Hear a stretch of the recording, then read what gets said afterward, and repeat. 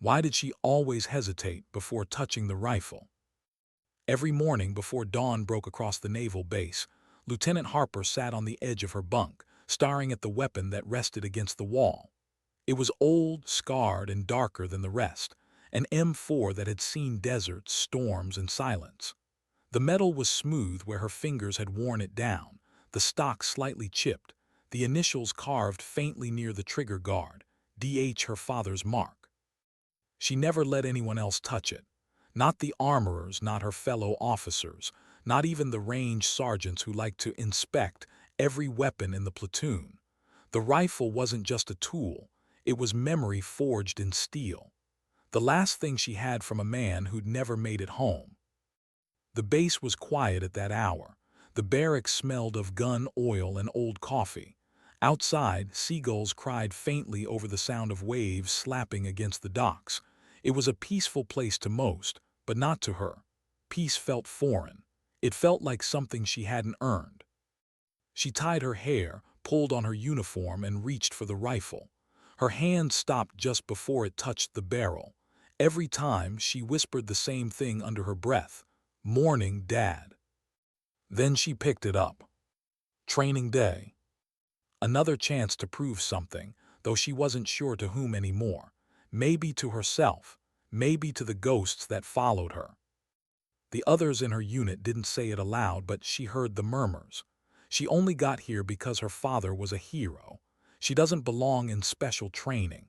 She's too quiet, too soft. They didn't know that silence was her armor.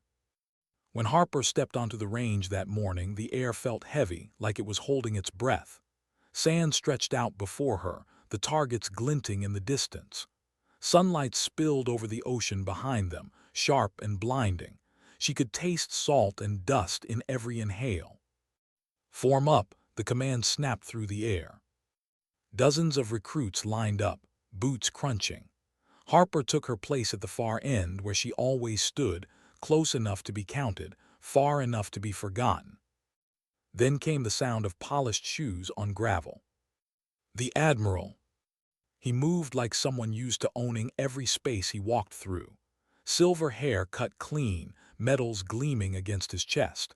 His gaze swept across the line until it landed on her. The corner of his mouth curled, not kindly. "Lieutenant Harper," he said, voice deep and carrying. "Didn't realize we were letting museum pieces onto my range." The men around her chuckled, some covering their smirks with hands. Harper didn't answer. She focused on loading her rifle. Clip in, bolt pulled back, safety checked. Hands steady, breath even. "Is that thing even service-ready?" the Admiral pressed. "Or are you just here to polish relics?" More laughter. She could feel the heat rising under her collar, but her face stayed still. Her father had once told her, never react to disrespect. Outlast it. Let them exhaust themselves. So she said nothing. But the Admiral wasn't done. He took a slow step forward, another, until his shadow stretched across her boots. "I said, let me see that rifle, Lieutenant." Harper's jaw tightened. Her fingers hovered over the trigger guard, protective. "Sir, it's fully functional," she replied, calm. "I didn't ask for your opinion, Lieutenant. I gave you an order."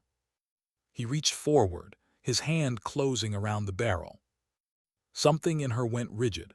A single memory flashed, her father's hands showing her how to clean that same rifle on a wooden porch, his voice soft. "This rifle's not a weapon, it's trust. You protect it like you'd protect your name." The Admiral's fingers tightened.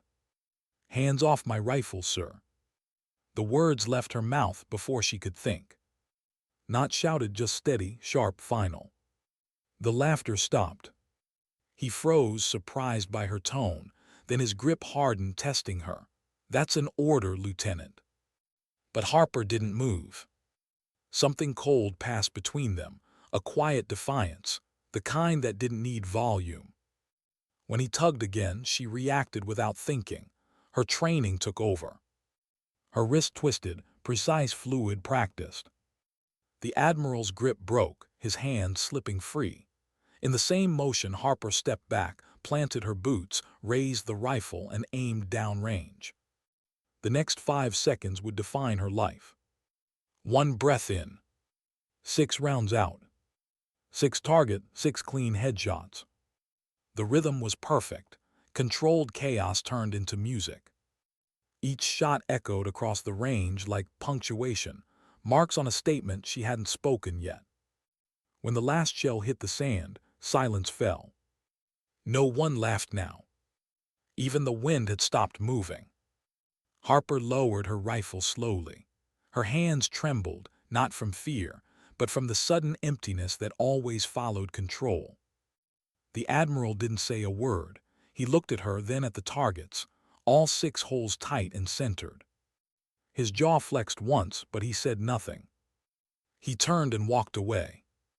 No reprimand, no words, just silence. The recruits stood frozen. Some looked at her with awe, others with something like fear, but Harper didn't look back at any of them. She just stared at the rifle in her hands. It had never felt heavier. Later that day, the story spread through the base faster than smoke. They called it the Range Rebellion. Some said she'd snapped, others called it bravery. But Harper didn't care what they called it.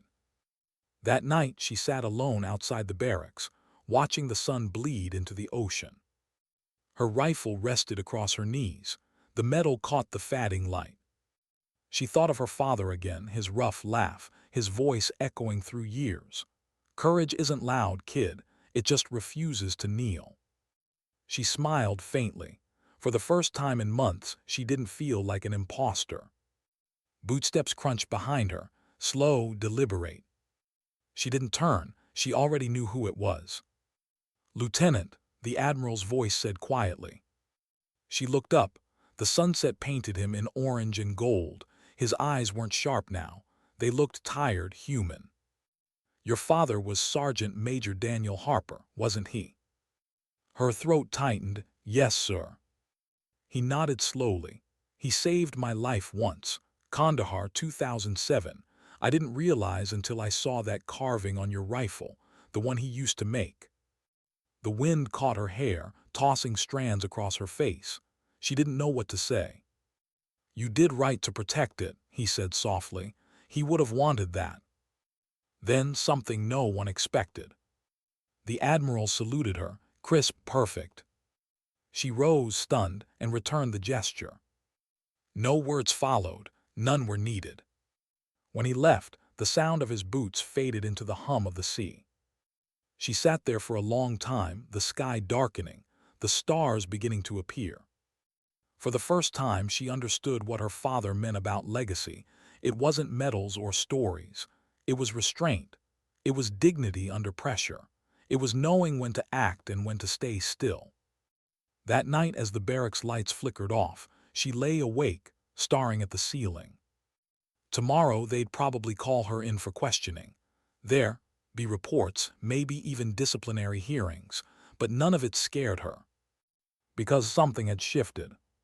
She had defended more than a rifle. She had defended memory. And deep down, she knew the Admiral hadn't come to punish her. He'd come to remember who he once was. In the quiet, she whispered again, "Good night, Dad." And for the first time since his funeral, she felt him there, not as a ghost but as peace. Outside, the wind brushed softly against the flagpole. The stars burned over the sea. And the old rifle stood in the corner, gleaming faintly in the dark, waiting for dawn. Because sometimes, the loudest battles are fought in silence. And dignity doesn't speak. It simply acts.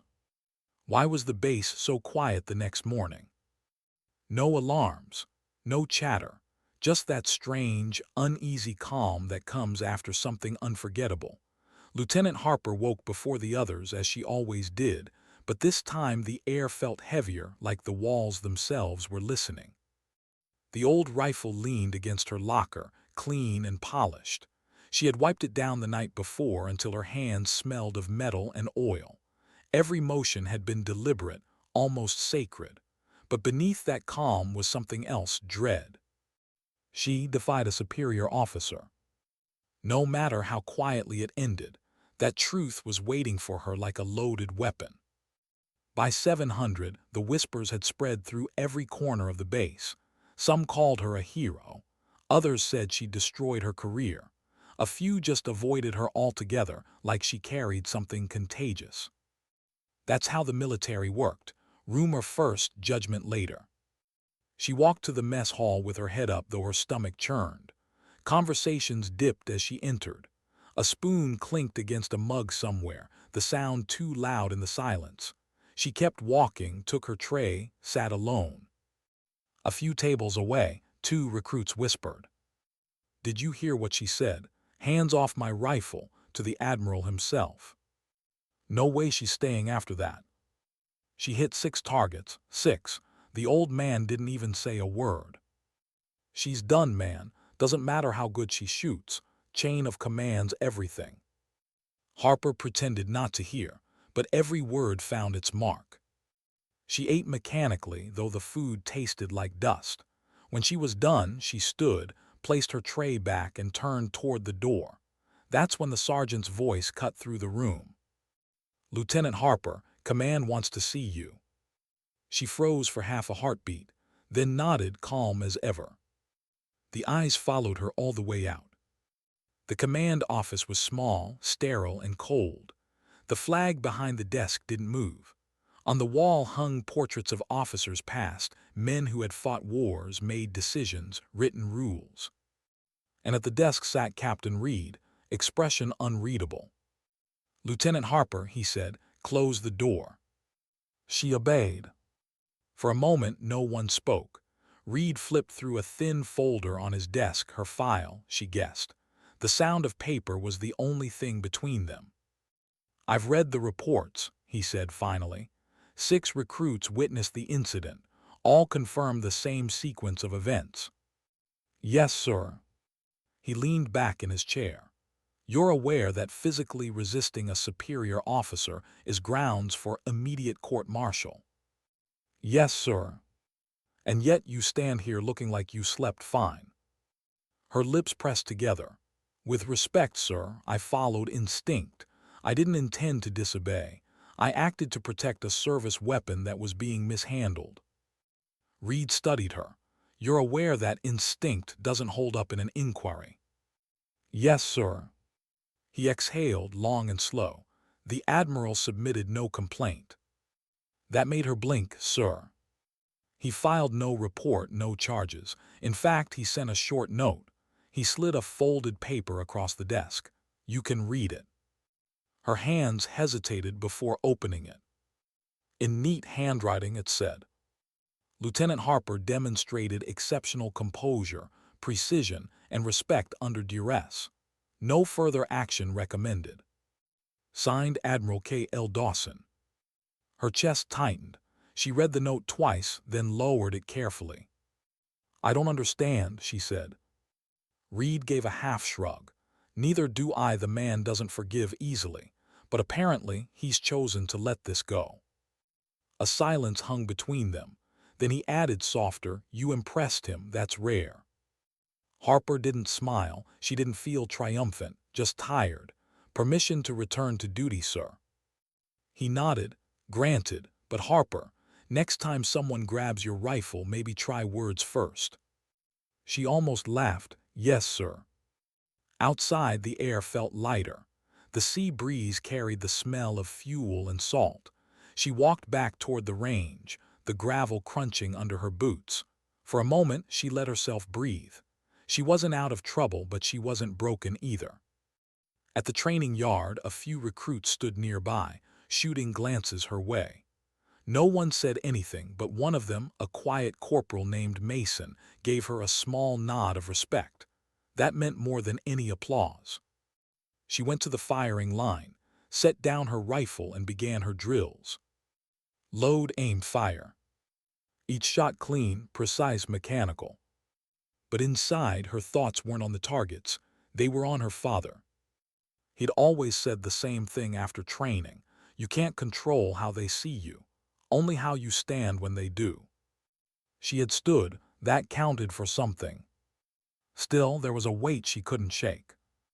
Because strength wasn't just in standing, it was in staying. and staying meant dealing with the aftermath. That afternoon, orders arrived.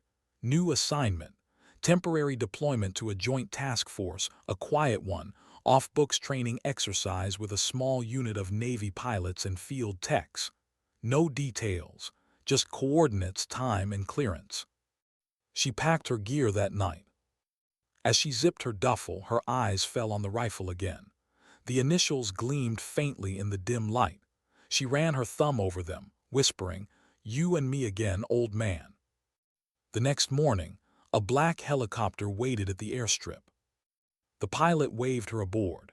She climbed in, strapped herself beside two others, Mason among them, his expression unreadable. The rotors screamed to life, wind kicking up dust and sand. As they lifted off, Harper looked down at the base, shrinking, fading into the distance. She didn't know where they were going, only that it wasn't routine. Hours later, they landed on a remote island range used for classified exercises. Concrete bunkers, high observation towers, and the endless crash of waves beyond. A place built for testing people, not weapons. The commanding officer, a woman named Commander Vega, met them on the tarmac. Sharp eyes, no nonsense. "Welcome to Falcon Station," she said. "You're here to evaluate response protocols for joint operations. But let's be clear, this isn't about marksmanship. It's about trust." Her gaze lingered on Harper for half a second too long. Harper met it without flinching. They trained hard for days. Live fire simulations, endurance drills, night maneuvers in the rain. Harper worked in silence, executing every order flawlessly, her movements clean and efficient. Some of the men struggled to keep up. She didn't. But what gnawed at her wasn't the training. It was the feeling of being watched. Not by enemies, but by command. Late one night, she found a file left carelessly open in the ops room. Her name was on the cover. Inside, evaluation reports, psychological profiles, a line that read, "Subject may possess latent behavioral response linked to paternal trauma. Recommended for stress resilience assessment." Her stomach turned. They weren't just testing her skills, they were testing her breaking point. She closed the file quietly, her jaw tightening. So that's what this is, she thought. They want to see if I'll crack again. The next morning, during a live fire exercise, Vega called out, "Harper, your lead." The team fanned out across a ruined mock village. Gunfire echoed. Targets popped up, mechanical and fast. Harper moved with perfect rhythm, low, deliberate, efficient. Mason covered her flank. But halfway through the drill, something unexpected happened. One of the targets didn't pop. A mechanical failure. Vega shouted through the comms, "Malfunction, adjust course." Harper froze. The target that failed was marked with a red tag, representing a civilian. The rest of the team shot past it, unaware. Protocol said ignore and move on, but instinct said otherwise. She turned back, fixed the malfunction manually, and dragged the dummy clear before continuing. Seconds lost, but something preserved: integrity. When the exercise ended, Vega approached her. "You broke formation," she said flatly. "Yes, ma'am." "Why?" "Because we don't shoot past the innocent, ma'am, even fake ones." For a moment Vega said nothing, then she nodded once. Noted. That night Harper sat on the edge of her cot, exhausted but steady. The rifle leaned against the wall beside her, silent, constant. She thought about the range again, the Admiral, her father. Different moments, same choice. Do what's right, not what's easy. She didn't know yet that the next day would test that belief harder than anything before. Because before dawn, alarms tore through the camp. Unscheduled alert, unknown aircraft entering airspace. She grabbed her rifle and ran out into the storm-lit darkness, rain slicing sideways through the wind. The others scrambled to defensive positions. Vega's voice came through the comms, calm but sharp. "This isn't a drill." Harper looked up. Through the clouds she saw it, a streak of fire cutting across the sky, low and fast. Not a test, not friendly. Something real was coming. And the island that was meant for training was about to turn into a battlefield. What does courage sound like before it's tested? Sometimes it's just breathing steady, shallow, waiting. Harper's breath fogged against the humid air as alarms screamed across Falcon Station. Red lights pulsed through rain, painting the concrete walls in flashes of blood and warning. The ocean roared in the distance, swallowing the last echoes of sleep. She ducked behind a half-collapsed barrier, heart thudding. The rifle felt alive in her hands, warm from the rain, heavy from memory. Mason slid in beside her, rain streaking his helmet. "What's happening?" "No one knows," Harper answered, scanning the dark horizon. "But that's not a training flare." Through the storm, a shape emerged, black, fast, slicing low over the water. Not military issue. No transponder. The island's anti-air defenses stayed silent, either jammed or overridden. Vega's voice crackled in their earpieces. "All units, defensive perimeter, unknown inbound aircraft. Assume hostile intent until confirmed otherwise." The team moved silent, disciplined, but Harper could hear the nerves in every motion. The island wasn't built for combat. It was built for observation, testing, data. And now it was naked. Thunder rolled. Lightning tore the sky open for half a heartbeat, enough to show what was coming. A twin-engine craft, unmarked, banking hard toward the landing zone. "Brace," Mason shouted. The plane hit the strip in a shower of sparks. Metal shrieked, wheels buckled. It skidded, slid, and came to rest halfway across the field, smoke curling from its nose. "Hold fire," Vega barked. "We don't know who's inside." Harper's pulse hammered in her ears. Her finger hovered near the trigger. Through the smoke, a side hatch slammed open. Two figures stumbled out, one dragging the other. Both wore tattered uniforms, not theirs. One collapsed immediately. The other waved frantically, shouting over the wind, "We're friendlies, we're." The rest was drowned in the crack of gunfire. Muzzle flashes ripped from the tree line behind the wreck. Automatic bursts. The soldier who had shouted crumpled. "Cover," Harper yelled, pulling Mason down. Bullets chewed the sand around them, sparks leaping off concrete. The first thought that hit her wasn't fear. It was clarity. This was no accident. Someone wanted Falcon Station silenced. "Return fire," Vega ordered. Harper rolled to the edge of the barrier, sighted down her scope. 3 silhouettes at the tree line, disciplined spacing, controlled bursts, not amateurs. She exhaled once, then fired. The first target dropped. The second flinched and vanished behind cover. The third returned fire, round snapping inches from her cheek.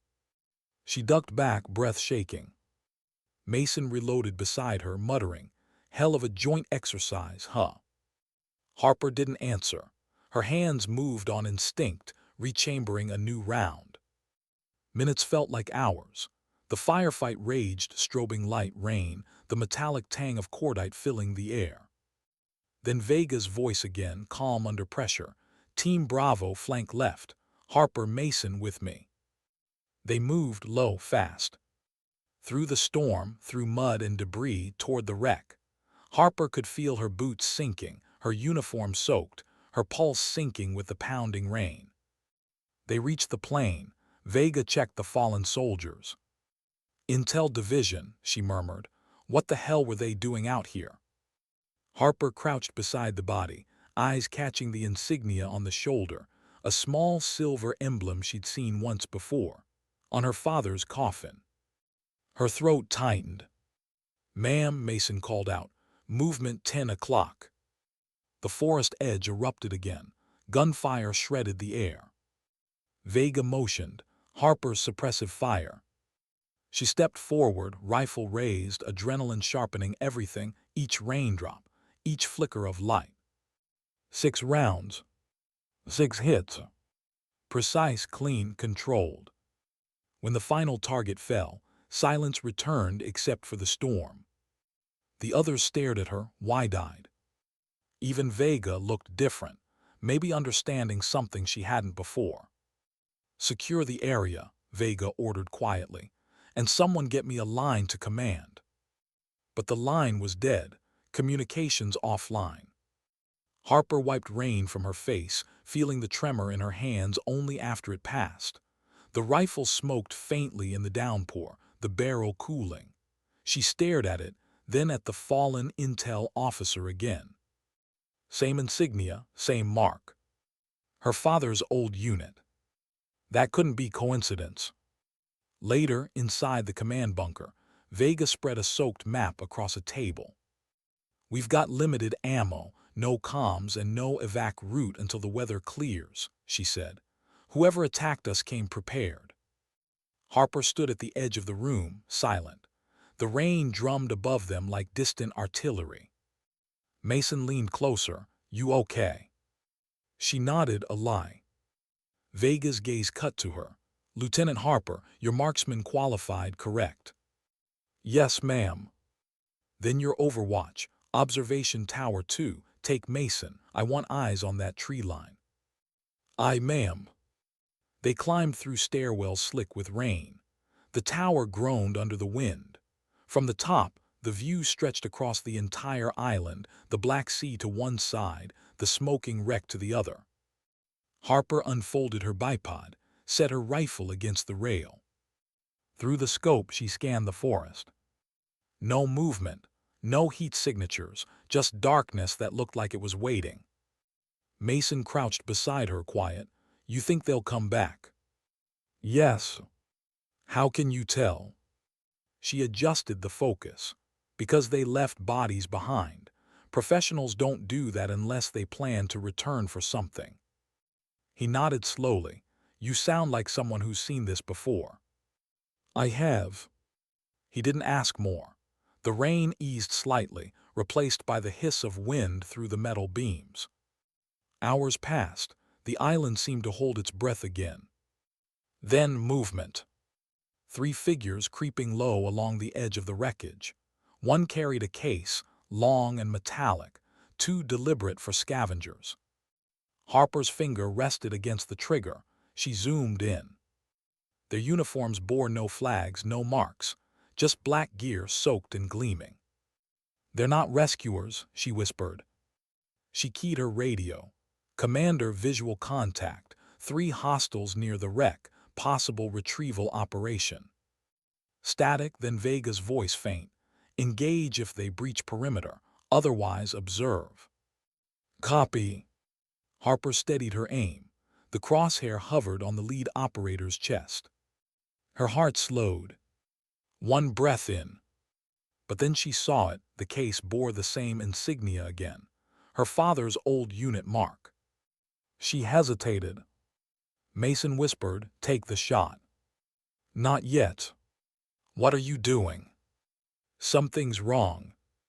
Her hesitation lasted only seconds, but it was enough. One of the hostiles looked up, straight toward the tower. The crack of return fire snapped through the night. Bullets pinged against the railing. Mason dropped for cover. "Move," Harper shouted. They scrambled down the stairs as rounds tore through the metal above them. Sparks rained. The sound was deafening. When they hit the ground, Vega was already running toward them. "Report." "Hostiles confirmed, 3 minimum, armed with suppressed rifles," Harper said, breathless. "One carrying classified cargo." "Then we hold," Vega replied. "No one leaves this island until we know what's in that case." And in that moment, Harper realized something chilling. This wasn't just an attack. It was retrieval. Whoever sent them didn't want Falcon Station destroyed. They wanted something from it. Night deepened, the storm broke, lightning strobed across the sea. Harper sat under the shelter of a broken hangar, rifle resting on her knees. The others tried to rest. Mason cleaned his weapon beside her, silent except for the soft click of metal. She stared at the case still lying near the wreck, half buried in mud. The attackers hadn't managed to retrieve it before retreating. It waited out there like a secret daring her to open it. Her thoughts spiraled back to her father. The same insignia, the same silence around his final mission. He died protecting something he never talked about. And now it had found its way back to her. Mason finally broke the silence. You ever wonder why we end up in places like this? She looked at him, because someone has to. He nodded, then chuckled softly. You really don't say much, do you? Words waste air, shots don't. He laughed quietly, shaking his head. You're something else, Harper. She didn't respond, but there was warmth behind the quiet. Then the wind shifted, carrying a faint mechanical whine. Drones. Vega's voice cut through the radio sharp. All units contact North Sector. Drones inbound. Harper was already moving. Positions. 3 drones appeared through the clouds, lights blinking. Recon or armed, she couldn't tell. She braced her rifle, adjusted the scope, and fired. The first drone shattered in sparks. The second veered off. The third loosed a small payload before she could react. Explosion. The hangar shuddered, fire leaping high. Mason went down hard, shrapnel catching his shoulder. He groaned, clutching the wound. Hold on, Harper said, dragging him behind cover. Her ears rang from the blast, rain hissing against flames. He gritted his teeth. It's fine. Don't talk. She tore a strip from her sleeve, pressed it against the bleeding. Through the smoke, she saw Vega waving from across the field, shouting orders. The island burned in patches of orange and black. Harper looked down at Mason. You're not dying here, not for someone else's secret. He tried to laugh. You sound like you've done this before. She didn't smile. Once. She looked toward the wreck again, the case still there, half buried, glowing faintly from the firelight. Whatever was inside, men had died for it. Her father had died for it. And if she was going to survive this island, she needed to know why. The rain fell harder, washing blood into the sand. The air stank of smoke and salt. Harper rose slowly, rifle in hand, resolve hardening. Vega's voice shouted through static, Lieutenant, hold your position. But Harper was already moving toward the wreck. Because sometimes orders aren't enough. Sometimes the truth demands disobedience. She reached the case, kneeling beside it. The metal was scorched, but the insignia still clear, the same carved emblem she'd traced as a child on her father's weapon. Her reflection stared back from the wet steel, older, harder, lonelier. She took a breath and whispered, What did you leave for me, Dad? Then she broke the seal. The lid hissed open, and what lay inside wasn't a weapon. It was a drive, small, black, sealed in protective glass. A tag beside it read, Project Harbinger, for authorized eyes only. And beneath that, in faint engraving, a name, Sergeant Major Daniel Harper. Her heart stopped. The storm outside seemed to fade, the sound replaced by something else, the pulse in her ears, the whisper of history catching up. Whatever her father had died protecting. She was holding it now. And from the forest's edge, unseen eyes watched her. What would you do if you found your father's secret, and the whole world told you to walk away?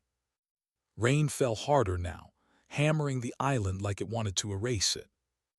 Lieutenant Harper crouched beside the wreck, the case open in front of her. The drive glowed faintly inside its glass shell, humming with a quiet pulse, alive, in some strange way. Her father's name was etched into the side like a scar from another life. Her gloved fingers trembled as she lifted it. It was cold, heavier than it looked. Her breath came out uneven, fogging the air. Dad, what did you do? Behind her, the fire crackled from the ruined hangar, casting a dull red glow on the sand. Mason lay propped against a wall, his shoulder wrapped, pale but conscious. He watched her with tired eyes. You shouldn't be touching that, he said, voice weak. I don't think we have a choice, Harper replied softly. She turned the drive over in her hand. A tiny code plate was burned into one corner, military encryption, level red. That was above her clearance, above even Vega's. And yet her father's name was there. Whatever this was, he died keeping it from the wrong hands. Harper. Vega's voice cut through the wind. She was sprinting toward them, mud splashing under her boots. Step away from that crate. Harper didn't move. Ma'am. That's an order, Lieutenant. Something in Vega's tone wasn't right. Too sharp, too afraid. Harper stood slowly, the drive hidden behind her back. What is this thing, Commander? She asked. Vega stopped a few feet away, her eyes flicking toward the open case. Classified. By who? By people above both our ranks. Harper met her gaze. My father's name is on it. Vega hesitated, then lowered her voice. Then you already know too much. The air went still between them. Even the rain seemed to fade into background noise. Harper's mind raced. Was Vega in on this? Was this whole deployment a setup? Mason tried to push himself up, grimacing. Commander, we were attacked, people died for that thing. We deserve to know what's going on. Vega's jaw tightened. You want to know? Fine. Project Harbinger was an experimental neural mapping program designed to predict human decision-making in combat. It was shut down years ago after complications. Harper frowned. Complications. Psychological breakdowns, loss of identity. They tried to turn instinct into an algorithm, and it backfired. Her stomach twisted. And my father. Vega looked away. He was part of the prototype team. He volunteered. No, Harper whispered, he wouldn't have. He did, Vega interrupted. He believed it could save lives, predict ambushes, stop friendly fire before it happened. But when the system started showing errors, he hid the final data and went dark. A month later, his unit was ambushed in Kandahar. Everyone assumed the data was lost. Harper's heart pounded. He didn't lose it, she said quietly. He sent it here. The commander's face hardened, and now it's found. A silence. Then Vega took a step closer. Give it to me, Harper. Harper's fingers tightened behind her back. Who are you giving it to, ma'am? Vega didn't answer. That was all she needed. Sirens, Mason muttered, looking toward the horizon. Through the haze, small boats were cutting through the waves toward the island, fast, black, unmarked. Harper's mind snapped into focus. Extraction team. Vega shook her head slowly. No insignia. Harper's blood ran cold. Whoever they weren't here to help. Vega raised her radio.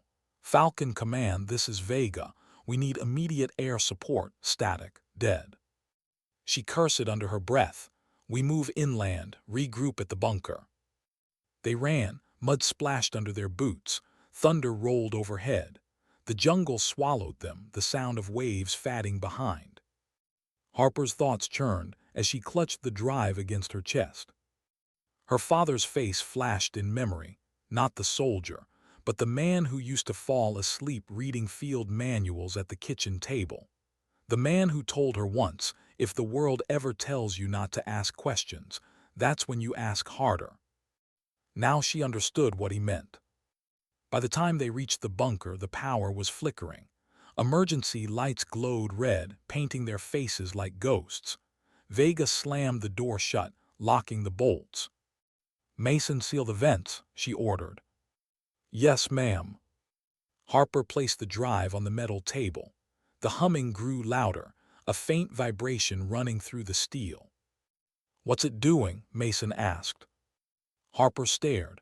It's reacting to something, maybe the power grid. Vega drew closer, lowering her voice. Harper, listen to me. That drive contains every model, every neural map your father ever made. If it falls into the wrong hands, it won't predict wars, it'll start them. Harper's breath caught. You're saying it's a weapon. I'm saying it's worse. Vega opened a small pouch and pulled out a signal jammer. We're destroying it. No, Harper stepped between her and the table. That's an order, Lieutenant. With respect, ma'am, if my father hid this, there's a reason he didn't destroy it. Or maybe he couldn't, Vega snapped. You think you're the only one carrying ghosts. He saved my life once too, but he didn't save the others. You don't understand what he was protecting. Harper stared back, her voice steady. Then tell me. Vega exhaled, long and heavy. He built a system that could predict not just enemy movements, but loyalty. It could read micro-patterns in decision-making. It could tell who would break under pressure before they did. The brass wanted to use it to screen soldiers.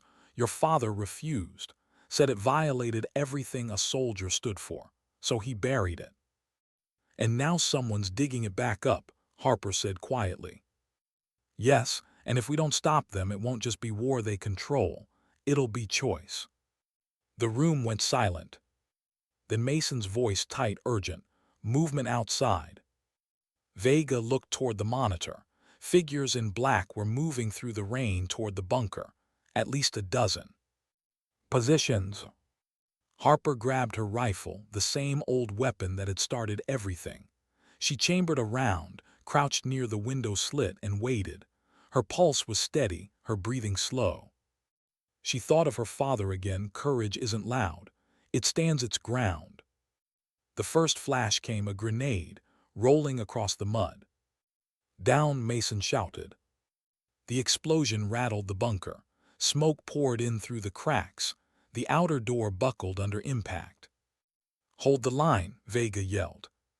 Harper returned fire, short, controlled bursts. Targets dropped, but more came. Shadows moved through smoke and rain. She could feel her heart sinking with every recoil, every echo of thunder.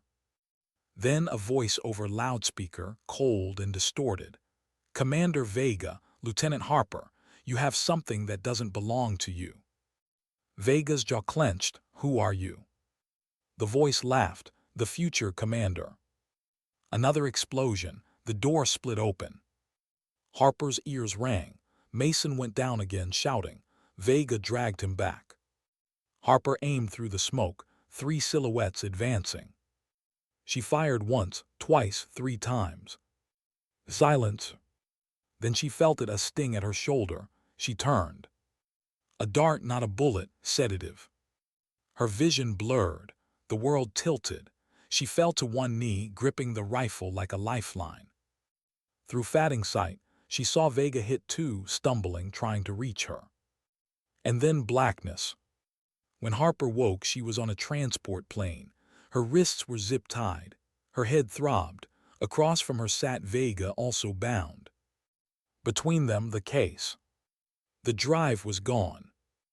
Harper's mind raced. Where are they taking us? Vega's voice was hoarse. Off-grid facility. Black ops. We're not getting out unless we make our own way. Who are they? Vega met her eyes. Private contractors, not military. They answer to the same people who funded Harbinger. Harper's stomach twisted. Then this was never about training. No, Vega said softly. This was a hunt. The plane jolted, turbulence shaking the cabin. Harper glanced toward the cockpit, guarded, unmarked uniforms, no insignias. Her mind began to clear through the fog of the sedative. She flexed her hands subtly, testing the restraints. They were plastic, tight but not unbreakable. Vega noticed. You have a plan. Harper's eyes flicked toward the rifle, lying in a weapons rack across the aisle, her rifle. They hadn't recognized its significance. I always do, she whispered. She shifted her wrists, twisted once, twice. Pain shot through her hands, but the tie began to weaken. The sound of engines roared overhead. Rain slammed against the fuselage. Then a sudden jolt. The plane dropped, shuddering violently. Engine hit, someone shouted from the cockpit. The lights flickered. Vega's eyes met hers. Now or never. Harper snapped the restraints, lunged forward and grabbed the nearest guard's sidearm. 2 quick strikes, controlled, silent. The man collapsed. Vega caught the rifle. The cabin tilted as the plane dove lower. Wind howled through ruptured panels. Harper braced herself against the wall, eyes narrowing. "Brace for impact," someone screamed. The world became noise, fire, wind, metal twisting. Then black. When Harper opened her eyes, she was lying in wreckage. Smoke drifted through broken fuselage. Vega was unconscious beside her, bleeding but breathing. Rain hissed against fire. Her rifle lay a few feet away, scratched but intact. She crawled to it, picked it up, and pressed her forehead against the stock. Alive. She looked out through the torn hull. Mountains, jungle, no ocean, no island. Wherever they weren't supposed to be here. And the drive, the last piece of her father's legacy, was gone. She stood slowly, shoulders aching, eyes hard. Somewhere out there, someone had taken everything her father died to protect. And she was going to take it back. When she finally stood, the world felt wrong. The air was thinner, cold, wet with fog that clung to the wreckage like breath that refused to fade. Mountains rose in every direction, their peaks lost in mist. Jungle below, cliffs beyond, no sea, no sign of civilization. Just isolation. Harper steadied herself on the rifle. Her shoulder burned where shrapnel had grazed her, but pain meant she was still alive. The rest of the transport was scattered across a slope, torn metal, half a wing, and smoke curling into the clouds. She turned toward the sound of a groan. Vega. The commander was pinned beneath a twisted panel, blood streaking her temple. Harper dropped beside her, bracing both hands against the metal. On three. She lifted. Every muscle screamed, but the sheet shifted enough for Vega to crawl free. "You shouldn't even be standing," Vega muttered. "Standing, all I have left," Harper said. They both collapsed against a broken section of fuselage, breathing hard. The rain had turned to a slow drizzle, cold as knives. "How far did we fall?" Harper asked. Vega coughed. "Far enough to be off the grid. If they were tracking us, they'll think we're dead." "Good," Harper said. "Let's keep it that way." But she was already thinking ahead. The drive, the case, whoever survived the ambush had it now. Her father's name, his work, gone. She stared down at her rifle, the initials carved into the stock. "DH." She whispered under her breath, "I'll finish what you started." They moved before sunrise, following the valley downward. Mist rolled between the trees, muffling sound. Every snap of twig felt like a gunshot. Harper led, rifle ready, her senses sharp despite exhaustion. Vega followed close behind, limping but steady. Hours passed before they found signs of habitation, tire tracks, half erased by rain, leading toward the mountains. The mud still fresh. "They have ground transport," Vega said. "Then there's a road," Harper answered.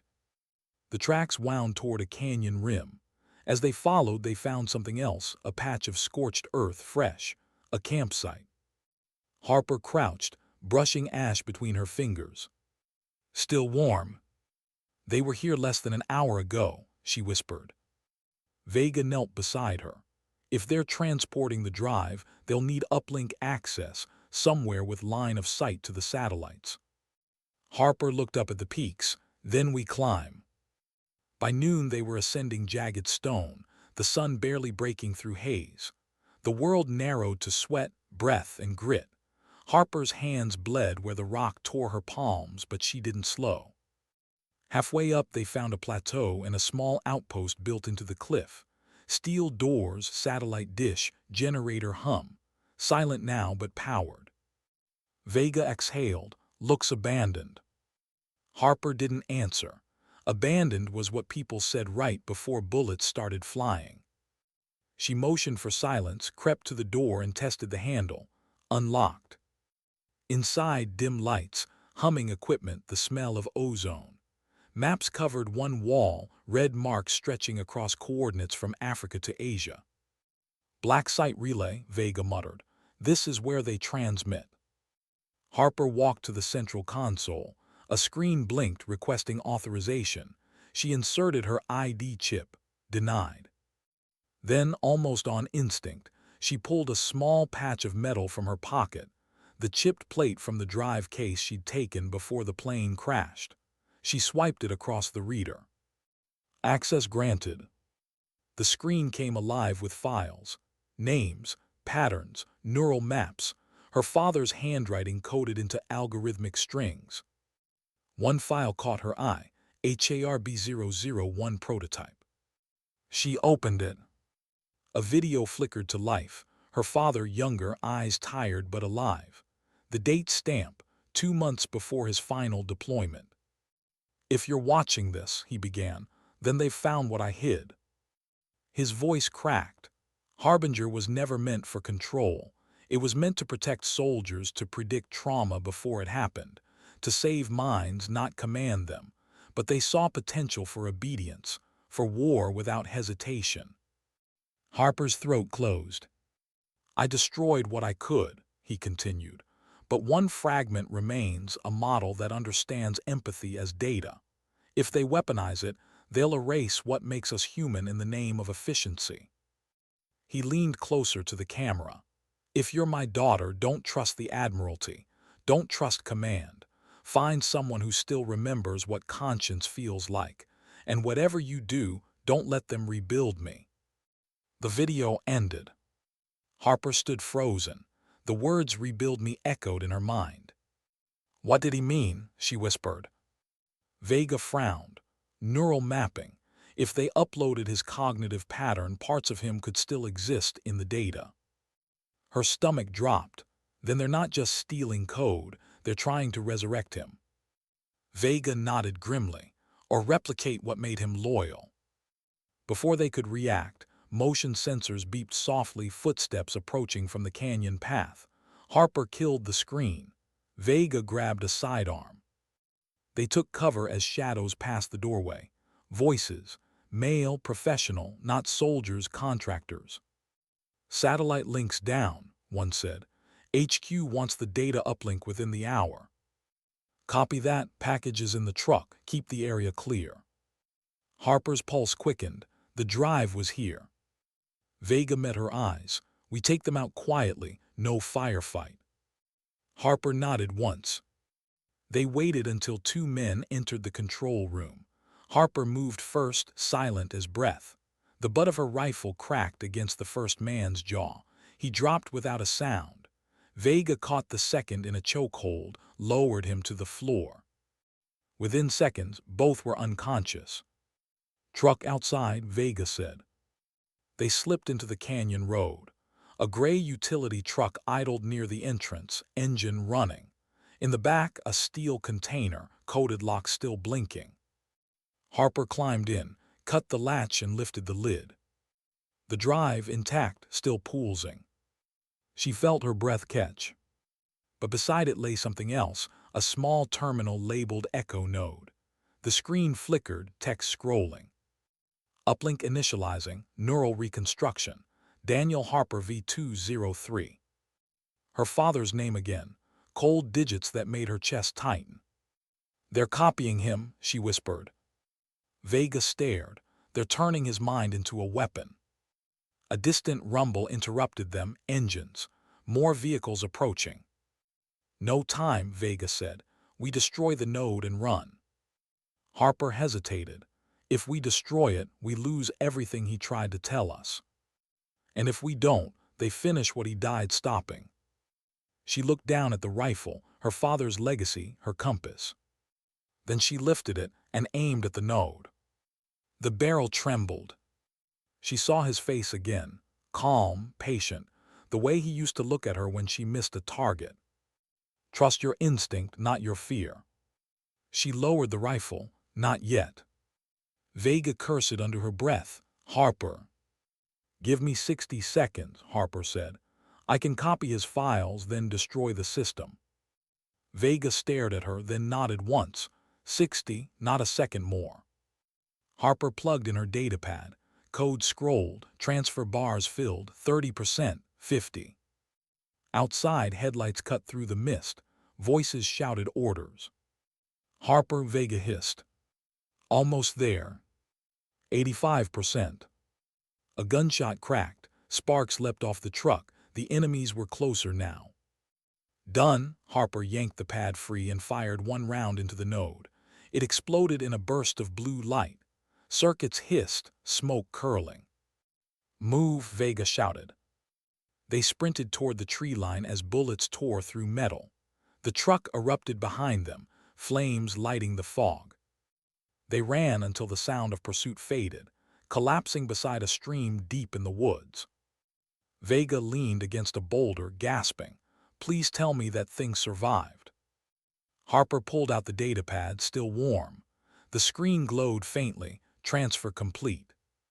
Her eyes stung, "He's still in there." Vega looked at her for a long moment. "Then what's the plan?" Harper stared toward the horizon, where the fog thinned into morning light. "They'll rebuild him if we don't finish it. We find out who's behind Harbinger, and we end it for good." She slung her rifle over her shoulder, the initials catching the first rays of dawn. Vega smirked faintly, "You sound like him." Harper shook her head, "No, I sound like me." The jungle began to wake around them. Birds, insects, distant thunder rolling from faraway peaks. For the first time, Harper felt purpose instead of fear. Not vengeance, not duty, just the quiet understanding that some fights weren't about orders, they were about memory. She looked at the datapad again. The code shimmered, forming fragments of recorded voice, her father's voice, soft, half erased. "If you're hearing this, it means you stood your ground." Her throat tightened. "I'm still standing, Dad." She wiped the rain from the screen, tucked it close to her chest, and started walking. Because courage isn't born in battlefields or orders. It's born in the silence after. In the breath before the next step. And Harper had just taken hers. When the mountain fog finally broke, Harper saw the world again. A valley stretched below, lush, green, scarred by winding roads and power lines that cut across the landscape like veins. Civilization, but it didn't feel like salvation. It felt like exposure. She and Vega moved slowly, half limping, half listening. Every sound seemed too close. Birds, wind, distant engines. The datapad rode in Harper's pack, still humming faintly, her father's digital ghost whispering beneath layers of code. By dusk they reached a small village, a scatter of tin roofs and concrete walls. A boy ran past carrying bread. A woman sold fuel from a plastic jug. Normal life untouched by war. Harper envied it for a heartbeat. They found shelter behind an abandoned workshop. Vega collapsed onto a crate, rubbing her temples. "We can't keep running blind. Whoever's funding Harbinger has satellites, drones, and more money than conscience." Harper pulled the datapad out, set it on the table, and connected a portable uplink scavenged from the outpost. "Then we find them before they find us." Lines of data scrolled, coordinates, names, payment logs masked under humanitarian front companies. Each trail led higher up the chain of command across borders. One name froze her, Admiral Kenneth L. Dawson. The same man whose grip she'd broken on the training range. Vega saw it too. "He was your base commander." "Yeah," Harper's voice was low, flat. Vega frowned. "He filed that letter protecting you. Maybe he was covering his tracks. Or maybe he felt guilty." Harper stared at the screen. The Admiral's signature authorized multiple shipments labeled behavioral interface hardware routed to offshore labs. Each invoice bore the same codename, Harbinger Continuum. Her stomach turned. He didn't end it, he evolved it. Vega looked up. "Then he's our next stop." 3 days later, they were on a freight vessel heading toward the coast where Dawson's fleet operated out of. They traveled under borrowed IDs, silent among crates of machinery. Nights were colder, longer. Harper spent most of them sitting on deck, watching the horizon. The datapad rested in her lap. Sometimes, faint audio fragments played unprompted, echoes of her father's voice. "A soldier's mind is a fragile map. Don't let them redraw it for you. Each time she heard it, she wondered if it was programming or memory. Vega joined her one night, lighting a small flare to warm her hands. You think he's alive in there? Harper stared into the dark. Not alive, just unfinished. And if Dawson finishes him, then he becomes their weapon. My father becomes the thing he tried to stop. Vega studied her face. You know what that means, right? If we can't secure it, you'll have to destroy it. Harper nodded once, though her chest ached at the thought. If that's the only way, I will. They docked under heavy fog near a naval harbor that stretched like a city of steel. Towers of antennas, hangars, floodlights, guards in gray uniforms. Vega whispered, "We won't get near command through the front gate." Harper smirked faintly, "Then we don't use the gate." That night they slipped through the maintenance tunnels beneath the pier, dark, dripping corridors that smelled of salt and rust. Harper moved ahead, flashlight off, trusting sound more than sight. They emerged behind the main command hangar, where aircraft hummed on standby. Inside, muffled voices carried through thin metal walls. Through a narrow vent, Harper saw him. Admiral Dawson, older now, but unchanged in posture, authority wrapped in calm. He spoke to a small group of engineers standing around a glowing projection. "We upload the prototype consciousness tomorrow," he said.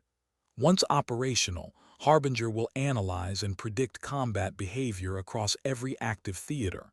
No more human hesitation, no more failure." An engineer asked, "And the ethical restrictions?" Dawson's voice hardened. "Removed. War isn't about ethics, it's about survival." Harper's pulse pounded. Her father's creation turned into a machine that erased choice itself. Vega leaned close. "We need evidence and a way out." Harper's eyes stayed fixed on the Admiral. "I just need 5 minutes with him." Vega shook her head. "That's suicide." "Then let's hope I'm faster than suicide." They waited until the room cleared.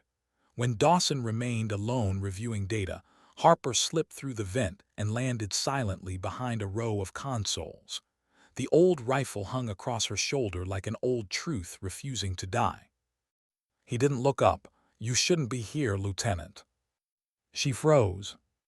He turned calm, almost expectant. "I wondered when you'd find me." "How long have you been running this?" she asked. "Since before you were born." He smiled faintly. "Your father and I began Harbinger together. He believed in it before he feared it." "That's a lie." "No, it's memory." He stepped closer, eyes steady. "He wanted to build something that could protect soldiers from themselves. I wanted to protect nations." He grew sentimental. "You turned him into data," she said, voice cracking. "You turned him into property." "I preserved him," Dawson replied. "His brilliance, his instincts. You think I let you live after that training range because of mercy? I saw him in you. His defiance, his precision. You're proof the system works." Her grip on the rifle tightened. "You're building a weapon out of memory." He nodded, unashamed. "And you're still clinging to one like it's a conscience. Tell me, Lieutenant, when you pulled that trigger 6 times on my range, did it feel like morality or instinct?" She stepped closer, voice low. "It felt like choice." For the first time, his eyes flickered. "Choice is what gets soldiers killed." She raised the rifle, aiming straight at him. "And obedience is what kills the wrong ones." Dawson didn't flinch. "You won't shoot me. You're too much like him." He hesitated too. Harper exhaled slowly. The weight of every moment, her father, the range, the drive in her pack, pressed against her chest. "You're right," she said softly. "I won't shoot you." Then she swung the rifle down and fired at the control core. The console erupted, sparks flying. Alarms blared. Dawson shouted, "No," and lunged toward the systems. Harper struck him with the butt of the rifle, knocking him back. Vega burst through the side door, gun raised. "We're out of time." The room filled with red light and automated warnings. "Containment breach. Core upload halted." Harper grabbed the datapad from her pack and connected it to the mainframe. If I can reverse the upload, I can wipe everything. Dawson staggered up, blood on his lip. You wipe that drive, you erase him forever. Your father dies twice. Harper's hands trembled over the keyboard. Lines of code flashed. Erasure protocol initiated. He's not here, she whispered. He's gone. What's left is what you built from him. She looked up, and I'm ending it. Dawson stared at her with something almost human, grief, maybe regret. You think destruction redeems you? She shook her head. No, but it frees him. She hit enter. The lights flickered. A deep hum rose, then faded. Screens went black. Data, years of research, millions of simulations, vanished like smoke. For a moment, only the sound of rain on the hangar roof remained. Dawson collapsed into a chair, defeated. You've killed the future.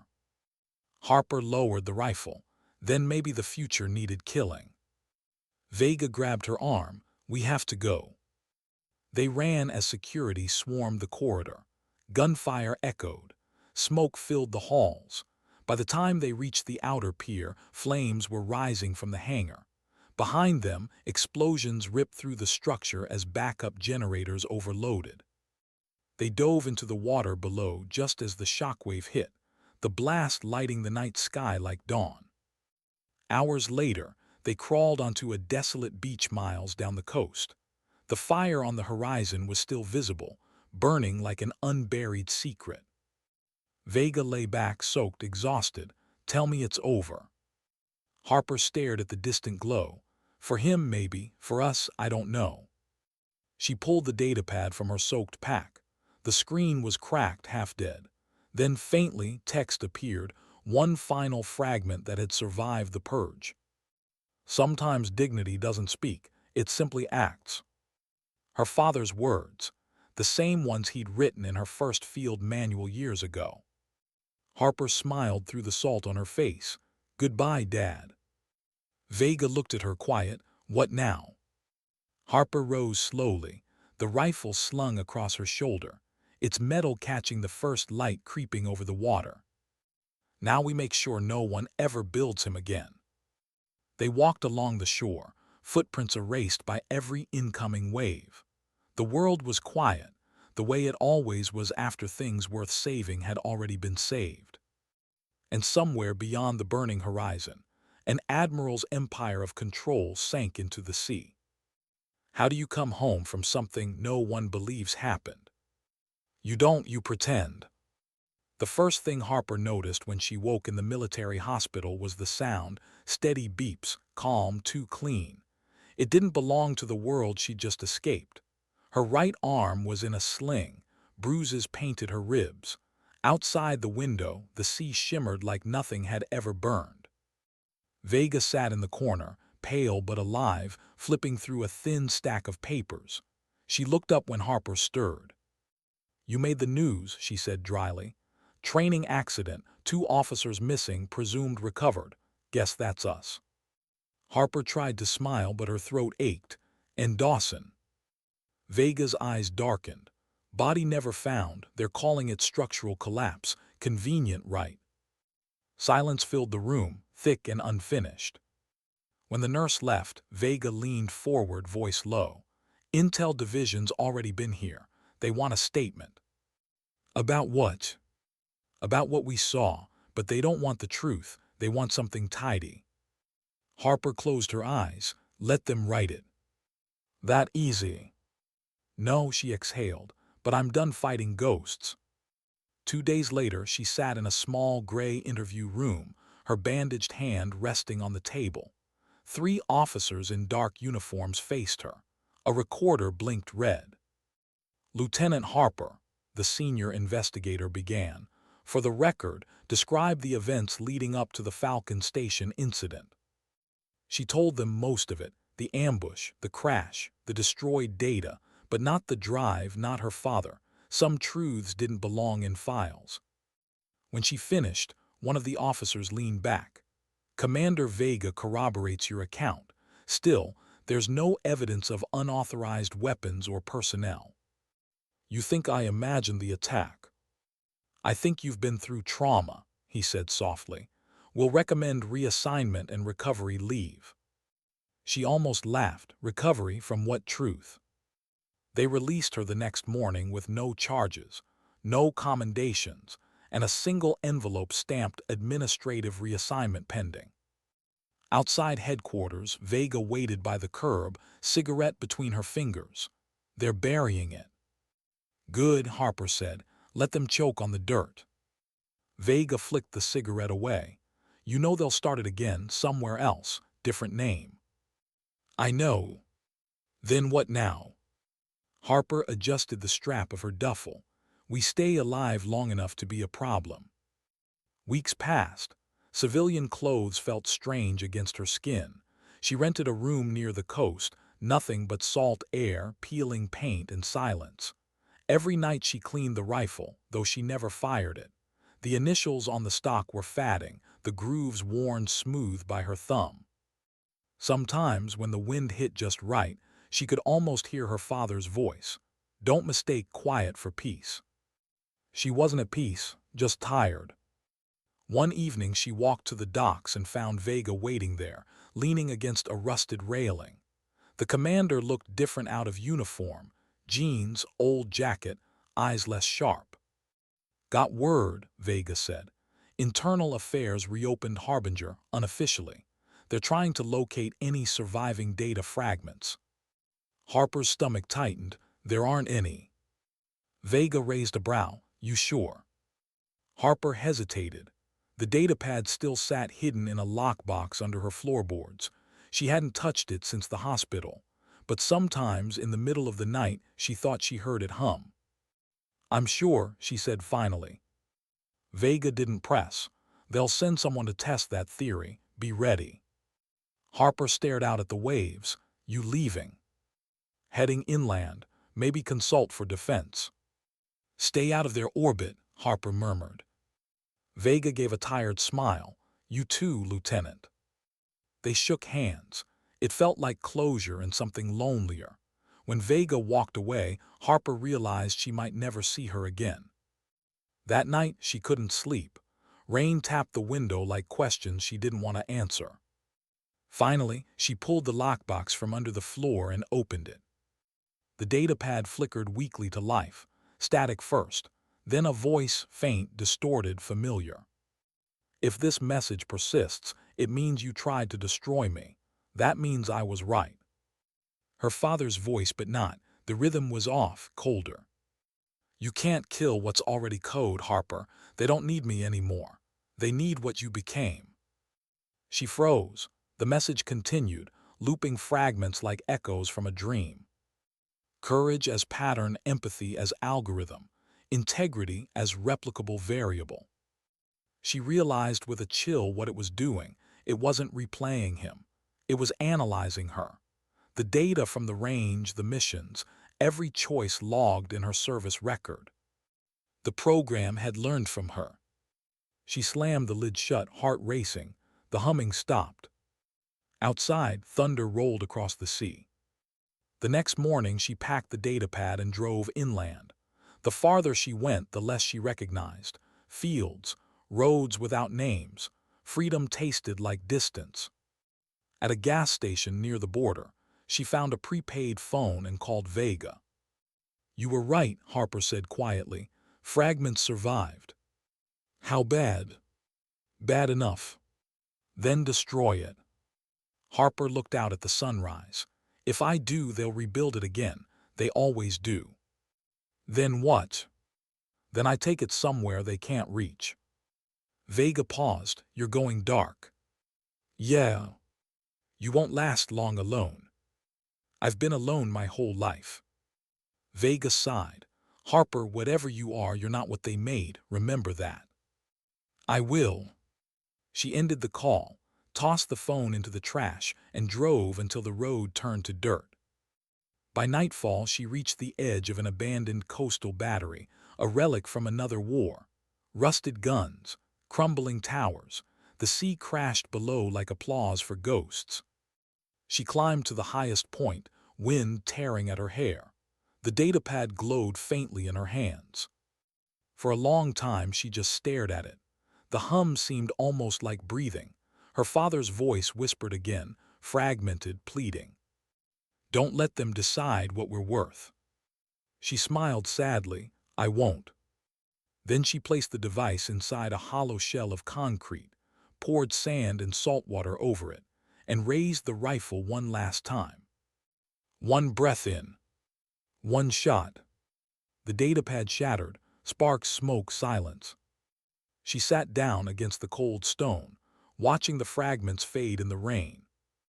Somewhere inside that static, a lifetime of memory dissolved. Her father's code, his warnings, his mistakes, gone. And yet not. Because pieces of him remained in her, the parts that couldn't be digitized. The weight of conscience, the instinct to stand, the refusal to kneel. She whispered, "Rest now." The sea answered with another wave. Weeks later, a letter arrived at the Naval Archives unsigned. Inside was a single sentence, written in neat block letters. "Harbinger terminated, human will intact." And beneath it, a name stamped in faint ink, L. Harper. The file was never logged, never traced. It disappeared into the endless bureaucracy of forgotten wars. Harper stayed off the grid. She worked odd jobs, salvage, ferrying, teaching marksmanship to locals who'd never held a gun. She never wore rank again. But every time someone asked about the rifle, she smiled and said, "Old family thing." At night she would walk the beach. Sometimes she thought she saw ships far out on the horizon, lights flickering like messages she couldn't read. Maybe they were watching, maybe not. She didn't care. The fight was over, and the quiet that followed didn't scare her anymore. Because silence wasn't absence, it was peace earned. And for the first time in her life, Harper felt human again, unmeasured, unpredictable, alive. Sometimes the hardest wars aren't against enemies or machines. They're against the parts of ourselves we refuse to program. Years pass differently when no one's counting. Some people measure them in birthdays or medals. Harper measured hers in sunrises. Every morning she walked to the same cliff above the sea, the same rifle slung across her shoulder, the same wind cutting through her hair. The weapon had aged with her, wood polished by weather, initials nearly gone. DH just ghosts in grain now. The world had changed. The war that birthed projects like Harbinger became a paragraph in someone else's textbook. The base where she once trained was now a museum. Children took photos beside rusted targets, not knowing what it meant when silence followed a gunshot. She preferred it that way. Harper lived in a small cabin a mile inland. No signals, no screens. The locals called her the woman with the sea-worn rifle. They didn't know her name, only that once in a while she taught the Coast Guard recruits how to shoot without fear. She always said the same thing. Pull the trigger only when you can live with the echo. They never forgot that. One gray afternoon, a jeep crawled up the dirt road. Harper heard it before she saw it, the crunch of gravel that didn't belong. She stepped onto the porch, rifle across her arms. A young officer climbed out, nervous, too polite. "Ma'am, Lieutenant Harper." She almost laughed at the rank. "Haven't been that in a long time." He held out an envelope, edges crisp, seal official. "Classified debrief request, ma'am, from Command." "Command still remembers I exist." "Yes, ma'am, they reopened something, Harbinger." The name felt like a bruise pressed too hard. He hesitated. "They say fragments were found on an old server farm.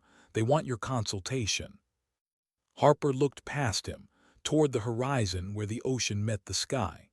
The same line her father had once stared across before shipping out for the last time. "Tell them," she said quietly, "I don't consult ghosts." "Ma'am." She raised a hand. "You have your orders, soldier, so do I." He saluted, unsure, and drove away. When the sound faded, she stood there for a long time, feeling the wind pick up, carrying salt and memory. Maybe the world would never stop trying to resurrect what should stay buried. Maybe that was human nature, our refusal to let go of control. But she'd learned something her father never got to finish teaching her. Control isn't power, it's fear in uniform. That night the storm rolled in. The cabin windows rattled, the sea roared like artillery. Harper sat by the fire cleaning her rifle, movement slow, deliberate. She whispered, "Still here, old man." For the first time, she wasn't talking to the weapon. She was talking to the part of him that lived through her hands, the patience, the silence, the choice. When lightning flashed, she saw her reflection in the window, older, lined, calm. Not haunted, just weathered. She smiled. "You'd like it here." Months later, a letter arrived, not from command, but from a young woman in uniform handwriting. "Ma'am, my name is Cadet Lee Reynolds. I trained under Commander Vega. She told us about you, about the range, the Admiral, the 6 shots. They call it legend now. She said you taught her the difference between aim and purpose. I just wanted to say thank you for proving silence can still mean strength." Harper read it twice. Then she folded it carefully and placed it inside a small box with her father's dog tags. The next morning she returned to the range near her cabin, a makeshift one she'd built out of driftwood and tin cans. She lined up 6 targets, same distance, same stance. The old routine. She breathed in the sea air, exhaled. 1 shot, then another, and another. Each hit dead center. She smiled, not from pride but peace. She spent her youth shooting to be seen. Now she shot to remember. Years later, when she was gone, the cabin stood empty until the wind carried sand through its windows. Villagers exploring the cliffs found the rifle mounted above the hearth, cleaned, oiled, ready. Beneath it, carved into the mantle in steady hand, were the words, "Courage isn't loud, it stands its ground." They didn't know who wrote it. They just knew whoever did must have meant it. But somewhere on a distant server forgotten by bureaucrats, a single line of code still existed. Not the weaponized algorithm or the predictive model, just a fragment of text, saved inside corrupted data under a nameless file. If you're reading this, it means my daughter chose right. No signature, no location, just a father's final line preserved in the dust of digital eternity. And maybe that was enough. Voice softens. Because legacies aren't born from what we build. They're born from what we refuse to surrender. A rifle that was never just steel. A daughter who learned that silence can roar. And a world that almost forgot the cost of control, until one woman reminded it to listen again. The sound that followed wasn't thunder or war. It was the steady rhythm of waves against stone. And if you listened closely between the echoes, you could still hear her father's words. Sometimes dignity doesn't speak. It simply acts.